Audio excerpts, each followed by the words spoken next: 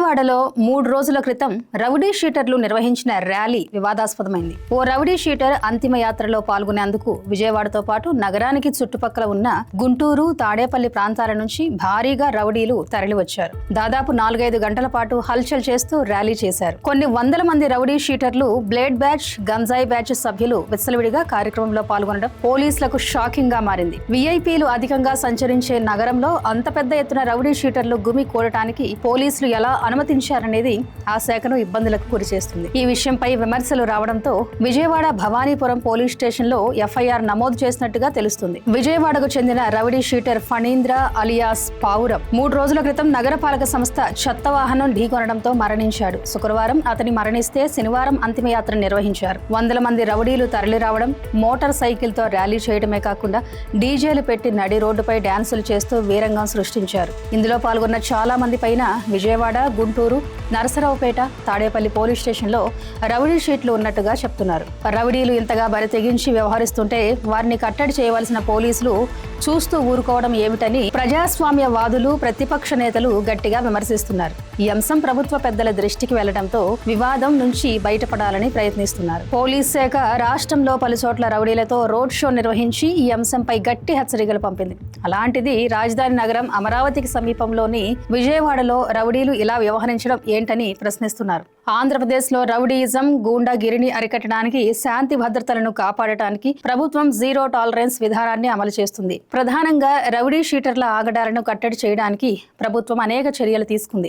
పదే నేరాలకు పాల్పడే కరడుగట్టిన రౌడీ షీటర్లపై ప్రివెంటివ్ డీటెన్షన్ యాక్ట్ అంటే పీడీ యాక్ట్ కింద కఠిన చర్యలు తీసుకోవాలని ప్రభుత్వం ఆదేశించింది. దీని ద్వారా నేరస్తులను ఏడాది పాటు ముందస్తుగా నిర్బంధించే అవకాశం ఉంటుంది. శాంతికి విఘాతం కలిగించే అసాంఘిక శక్తులను, రౌడీ షీటర్లను అవసరమైతే రాష్ట్రం నుంచి బహిష్కరించాలని ఆలోచనలో ప్రభుత్వం ఉంది. రౌడీయిజం అదుపునకు ఆయా జిల్లాల కలెక్టర్లు, ఎస్పీలను నేరుగా బాధ్యులను చేస్తామని ప్రభుత్వం ఇటీవల ఆదేశాలు జారీ చేసింది. నేరస్తుల బహిష్కరణ ప్రతిపాదనలకు ఆమోదం తెలపాలని కలెక్టర్లకు సూచించింది. రౌడీ షీటర్లలో మార్పు తీసుకురావడానికి వారి కుటుంబ సభ్యుల సమక్షంలో పోలీస్ కౌన్సిలింగ్ నిర్వహిస్తున్నారు. నేర ప్రవృత్తిని వీడి సాధారణ జీవితం గడపాలని హెచ్చరిస్తూనే మళ్లీ నేరాలు చేస్తే శిక్ష తప్పదని స్పష్టం చేస్తున్నారు. శాంతికి విఘాతం కలిగించే అసాంఘిక శక్తులను, రౌడీ షీటర్లను అవసరమైతే రాష్ట్రం నుంచి బహిష్కరించాలని ఆలోచనలో ప్రభుత్వం ఉంది.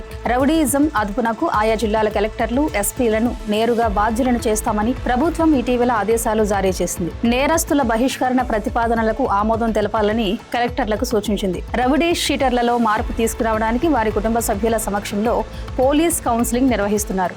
నేర ప్రవృత్తిని వీడి సాధారణ జీవితం గడపాలని హెచ్చరిస్తూనే మళ్లీ నేరాలు చేస్తే శిక్ష తప్పదని స్పష్టం చేస్తున్నారు. రౌడీ షీటర్ల కదలికలపై నిఘా ఉంచడానికి బీట్ సిస్టమ్ ని పటిష్టం చేశారు. ముఖ్యంగా గంజాయి బ్యాచ్లు, సెటిల్మెంట్లు చేసే వారిపై ప్రత్యేక దృష్టి సారించారు. రౌడీ షీటర్లపై ఉన్న పెండింగ్ కేసులను త్వరితగతిన విచారించి దోషులకు శిక్షలు పడేలా చూడాలని పోలీస్ అధికారులకు ప్రభుత్వం స్పష్టం చేసింది. రాజకీయ కారణాల వల్ల లేదా వ్యక్తిగత వైరాల వల్ల రౌడీ షీట్లు ఓపెన్ చేస్తున్నారన్న ఆరోపణలున్నాయి. ఈ నేపథ్యంలో రౌడీ షీట్ల నిర్వహణ చట్టబద్ధంగా ఉండాలని, కేవలం పాత కేసుల ఆధారంగా కాకుండా ప్రస్తుత ప్రవర్తనను పరిగణలోకి తీసుకుని నిర్ణయాలు చేయాలని ఆంధ్రప్రదేశ్ హైకోర్టు పలు సందర్భాల్లో స్పష్టం చేసింది. అయినా అనేక సందర్భాల్లో పోలీసుల నిర్ణయాలు వివాదాస్పదమవుతున్నాయి. రాజకీయ ప్రత్యర్థులను ఎదుర్కోవడానికి రౌడీ షీట్లను ఒక ఆయుధంగా వాడుతున్నారన్న చర్చలు కొనసాగుతున్నాయి. విజయవాడ, విశాఖపట్నం, గుంటూరు వంటి నగరాల్లో పోలీసులు రౌడీ షీటర్ల ఇళ్లపై ఆకస్మిక దాడులు, కార్డన్ సెర్చ్ నిర్వహిస్తూ శాంతి భద్రతలను కాపాడే ప్రయత్నం చేస్తున్నారు. గుంటూరు పోలీసులు సుమారు 50 మందికి పైగా రౌడీ షీటర్లను వీధుల్లో ఫెరైడ్ చేయించి కఠిన హెచ్చరికలు జారీ చేశారు. శ్రీ సత్యసాయి జిల్లాలో కూడా రౌడీ షీటర్లకు కౌన్సిలింగ్ నిర్వహించారు. నిబంధనలు ఉల్లంఘించిన వారిపై పీడీ చట్టం ప్రయోగిస్తున్నారు. 18 ఏళ్లుగా పరారీలో ఉన్న ఒక పాత రౌడీ షీటర్ రెహనుల్లా సిద్దిక్ అనే వ్యక్తిని పోలీసులు ఇటీవల అరెస్ట్ చేశారు. రౌడీ షీటర్ల కదలికలను గమనించడానికి ప్రతి పోలీస్ స్టేషన్లో ప్రత్యేక నిఘా ఉంచాలని, ముఖ్యంగా మహిళలపై నేరాలకు పాల్పడే వారిపై త్వరితగతిన విచారణ చేయాలని డీజీపీ ఆదేశించారు. రాష్ట్రంలో శాంతి భద్రతలు అదుపు తప్పాయని వైసీపీ ఆరోపించింది. మాజీ మంత్రులు అంబటి రాంబాబు, జోగి రమేష్, విడుదల రజని, మాజీ ఎమ్మెల్యే గొల్ల బ్రహ్మనాయుడు ఇల్లు లేదా కార్యాలయాలపై జరిగిన దాడులను పార్టీ తప్పుపట్టింది. పల్నాడు జిల్లా పిన్నెల్లి గ్రామంలో దళిత కార్యకర్త మండల్ సన్మాన్ హత్యను తీవ్రంగా ఖండించింది. పౌరులను రక్షించాల్సిన పోలీసులే అధికార పార్టీ నేతలతో కుమ్మక్కయ్యారని, వైసీపీ శ్రేణులపై అక్రమంగా కేసులు బనాయిస్తున్నారని ప్రతిపక్ష నేత వైఎస్ జగన్ ఆరోపించారు. గతంలో దేశంలోని అగ్రస్థానంలో ఉన్న ఏపీ పోలీసులు ఇప్పుడు 36వ స్థానానికి పడిపోయారని వైసీపీ ఆరోపిస్తుంది. మొన్నటి బడ్జెట్ సమావేశాల్లో గవర్నర్ ప్రసంగం సమయంలో వైసీపీ ఎమ్మెల్యేలు, ఎమ్మెల్సీలు శాంతి భద్రత సమస్యపై నినాదాలు చేస్తూ వాకౌట్ చేశారు. కూటమి ప్రభుత్వం హయాంలో మహిళలు, దళితులపై దాడులు పెరిగాయని, గంజాయి, కల్తీ మద్యం ప్రవాహంపై ప్రభుత్వానికి నియంత్రణ లేదని వైసీపీ అధికార ప్రతినిధులు విమర్శిస్తున్నారు. ప్రభుత్వం తన వైఫల్యాలను కప్పిపుచ్చుకోవడానికి తిరుమల లడ్డు వంటి అంశాలతో డైవర్షన్ పాలిటిక్స్ చేస్తుందని ఆరోపిస్తున్నారు. రాష్ట్రంలో శాంతి భద్రతల వైఫల్యంపై వైసీపీ ఎంపీల బృందం ఢిల్లీలో జాతీయ మానవ హక్కుల కమిషన్ కు ఫిర్యాదు చేసింది. పార్లమెంట్లో కూడా వైసీపీ ఎంపీలు ఈ అంశాన్ని లేవనెత్తి కేంద్ర ప్రభుత్వం జోక్యం చేసుకోవాలని డిమాండ్ చేశారు. రౌడీలు అనేవాళ్లు రాష్ట్రంలో ఉండేందుకు వీల్లేదని సీఎం చంద్రబాబు వ్యాఖ్యానించారు. అవసరమైతే వాళ్లను రాష్ట్రం నుంచి పంపించేందుకు వెనకాడొద్దని సూచించారు. సీఎం చంద్రబాబు ఆదేశాలతో పోలీసులు చర్యలు తీసుకున్న పనిలో ఉన్నారని అధికారులు చెబుతున్నారు. ఏపీలో దాదాపు 9,000 మంది రౌడీ షీటర్లు ఉన్నట్టుగా అంచనా. అందులో ఎక్కువ మంది పట్టణాల్లోనే ఉంటున్నట్టుగా తెలుస్తుంది. రౌడీ షీటర్లను రాష్ట్రం నుంచి బహిష్కరించడం సాధ్యమేనా అన్న చర్చ మొదలైంది. నేర తీవ్రత, దాంతోపాటు ఎన్నిసార్లు నేరాలకు పాల్పడ్డారు అనే అంశాలను ఆధారంగా చేసుకుని పోలీసులు రౌడీ షీట్లు తెరుస్తారు. కత్తిపోట్లు, హత్యాయత్నం, వేధింపుల కేసులు ఏ కేటగిరీలోనూ, వరుస దొంగతనాలు, మద్యం, డ్రగ్ రాకెట్లు, గ్యాంగ్ దాడులు బి కేటగిరీలోనూ, డ్రగ్స్ స్మగ్లింగ్, సరఫరా వంటివి సి కేటగిరీలోనూ ఉన్నాయి.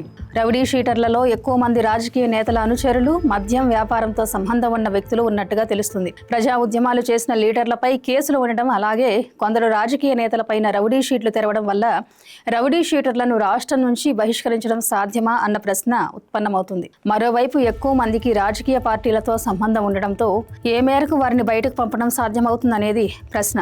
సొంత పార్టీ నేతల అనుచరులను విస్మరించి కేవలం ప్రతిపక్ష పార్టీల వారి అనుచరులపైనే చర్య తీసుకుంటే ప్రభుత్వం పైన విమర్శలు వస్తాయి. ఇది ప్రభుత్వానికి అప్రతిష్టగా మారే అవకాశం ఉంది. రౌడీ షీటర్ల విషయంలో ఆంధ్రప్రదేశ్ హైకోర్టు ఎప్పటికప్పుడు కీలక ఆదేశాలు జారీ చేస్తుంది. ముఖ్యంగా వ్యక్తుల వ్యక్తిగత గోప్యత, రైట్ టు ప్రైవసీతో పాటు పోలీస్ అధికారుల పరిధిపైన ఈ హెచ్చరికలు కేంద్రీకృతమై ఉన్నాయి. హైకోర్టు చేసిన ప్రధాన సూచనల గురించి చెప్పుకోవాలంటే, యాంత్రికంగా రౌడీ షీట్లు తెరవరాదు. కేవలం ఒక్క కేసు ఉన్నంత మాత్రాన లేదా ఎటువంటి బలమైన ఆధారాలు లేకుండా అలవోకగా రౌడీ షీట్లు తెరవడం చట్టవిరుద్ధమని కోర్టు స్పష్టం చేసింది. నిందితులు లేదా అనుమానితులు ఇళ్లకు రాత్రి వేళలో వెళ్లడం, వారి వ్యక్తిగత స్వేచ్ఛకు భంగం కలిగించడం సరికాదని హెచ్చరించింది. సరైన కారణం లేకుండా లేదా నిబంధనలకు విరుద్ధంగా రౌడీ షీటర్లను పదే పదే స్టేషన్కి పిలిపించి గంటల తరబడి కూర్చోబెట్టకూడదని ఆదేశించింది. రౌడీ షీటర్ల ఫోటోలను పోలీస్ స్టేషన్లోని నోటీస్ బోర్డులపై ప్రదర్శించడం గోప్యత హక్కు ఉల్లంఘన కిందకు వస్తుందని పేర్కొంది. రౌడీ షీట్ కొనసాగించాలా వద్దా అనే అంశంపై ప్రతి ఏటా కమిటీ సమీక్ష నిర్వహించాలని, కేవలం అలవాటుగా దాన్ని పొడిగించకూడదని సూచించింది. గత ఏడాది డిసెంబర్లో హైకోర్టు ఇచ్చిన తీర్పులో రౌడీ షీట్లను యాంత్రికంగా కొనసాగించరాదని సూచించింది. అంతకుముందు మే నెలలో ఇచ్చిన తీర్పులో ఎటువంటి చట్టబద్ధమైన నిఘా లేకుండా రౌడీ షీట్లు కొనసాగించడం ఆర్టికల్ 21ని ఉల్లంఘించడమేనని పేర్కొంది. ఉద్దత్ సురేష్ కేసులో హైకోర్టు సింగిల్ బెంచ్ ఇచ్చిన తీర్పు ఈ అంశంలో కీలకమైందిగా చెబుతున్నారు. 2022 జులైలో ఇచ్చిన ఈ తీర్పులో రౌడీ షీట్ల నిర్వహణ ఏపీ పోలీస్ మాన్యువల్లోని చాప్టర్ 37 వ్యక్తిగత గోప్యతకు విరుద్ధమని ప్రకటించింది. ఏది ఏమైనా సమాజంలో శాంతి భద్రతలను కాపాడటానికి, నేరాలు అదుపు చేయడానికి రౌడీ షీటర్లపై నిఘా ఉంచడం, వారిని పూర్తి స్థాయిలో కట్టడి చేయడం చాలా అవసరం. అదే సమయంలో ప్రజా భద్రతకు ముప్పు కలిగించే నేరస్తులను అరెస్టు చేసి కఠిన శిక్షలు విధించడం కూడా అవసరం. ఈ అంశాలను దృష్టిలో పెట్టుకుని ప్రభుత్వం, పోలీస్ శాఖ వ్యవహరించాలని ప్రజలు కోరుతున్నారు. Thank you for watching. Please subscribe to Karthi connects.